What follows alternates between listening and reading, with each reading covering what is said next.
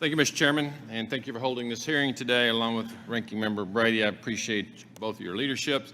It's past time my colleagues on the other side of the aisle recognize basic economic indicators. This hearing is the perfect time to look at how this administration has failed Americans, especially in rural, minority, and underserved communities.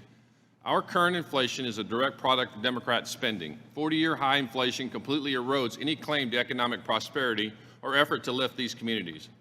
It is unfortunate truth that inflation disproportionately impacts at-risk communities, while higher income families feel less of a strain on their finances as a result of inflation.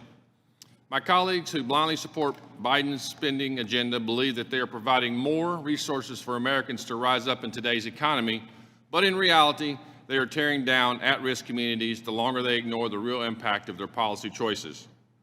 Instead of policies that make families and individuals dependent on the government, Congress must ensure that we are putting in policies that protect the reality that no matter what background or community you come from, you can always succeed in America. It's been a year of rising costs. Putting a cap on the inflation problem is going to be an uphill battle.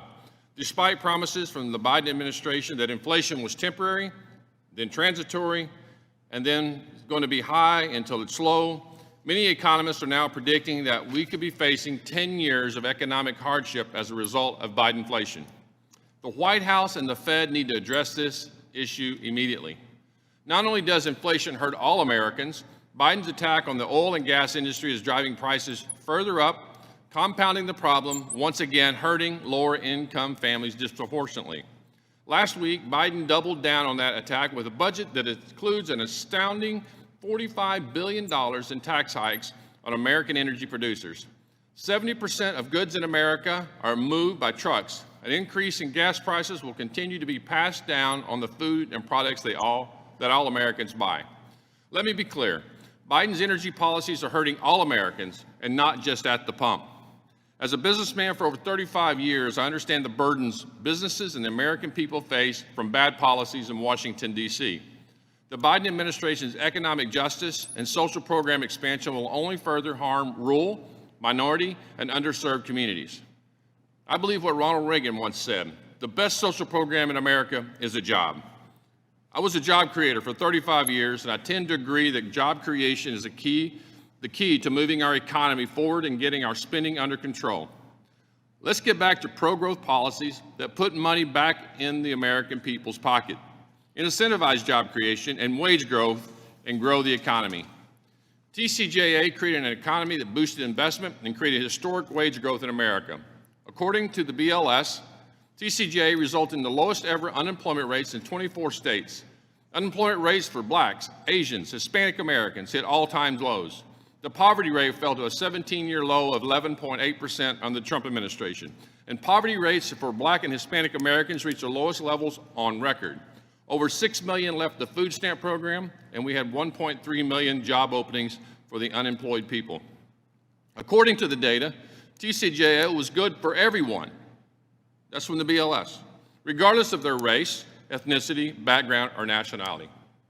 Mr. Ortiz, I'm going to ask one question and give you the time to respond in a couple parts. First of all, thank you for what you do. Thanks for being here and representing the Job Creators Network. We appreciate that so much. I'd like to hear your perspective on the life-changing power of a job, your fair assessment how jobs are being created right now, and what we should do to encourage new job development and real wage growth. Yes, thank you, Congressman. As you mentioned on the Tax Cut and Jobs Act, that had a clear impact on our economy, and in particular, again, I keep talking about small businesses because that is the engine of growth for our economy, for our communities, and the impact that being able to have the lower tax base for them, an opportunity to invest back in their businesses, was a huge opportunity for people to look forward and say, this gives me an opportunity to invest back in my people in terms of higher salaries, in terms of more people, in terms of better benefits. We have small business members across the country. We've got 2 small business members actually down in Florida that are also Latin, that left socialist countries, that started up businesses, both restaurants. And the reason they were able to expand their restaurants and what they were doing there and hire more people and give them more benefits was exactly because of the Tax Cut and Jobs Act.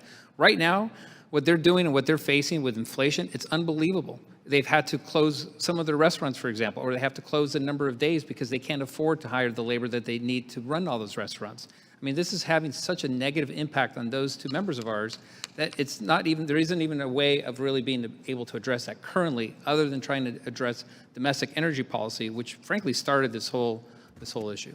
Thank you. Mr. Chairman, you go back.